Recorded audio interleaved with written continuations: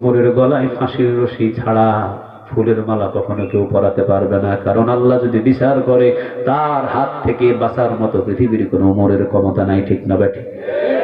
বিবি রাত করো না, অন্ধকারের ভিতরে কথা বললেন। চিন্তা করে দেখেন কতটা ইনসাফওয়ালা, কতটা বিল আদা।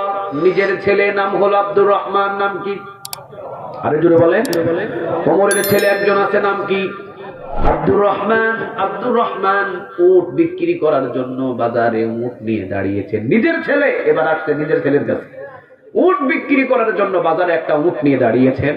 ওমর রাদিয়াল্লাহু তাআলা আনহু ওখানে মুখের ভিতরে মাস্ক লাগিয়ে ছদ্মবেশে সাধারণ মানুষ হয়ে ওই উটের বাজারে গিয়েছেন, কোরবানের বাজারে। দেখি কেউ উটের দাম বেশি নেয় কিনা, মিথ্যা কথা হয় কিনা, এই কামাহাজা, এই অমুক তমুক, এই সেই দেখতে দেখতে দেখতে দেখতে দেখতেছে যে আব্দুর রহমান একটা উট নিয়ে দাঁড়িয়ে আছে। ওমর আব্দুর রহমানের কাছে গেছে।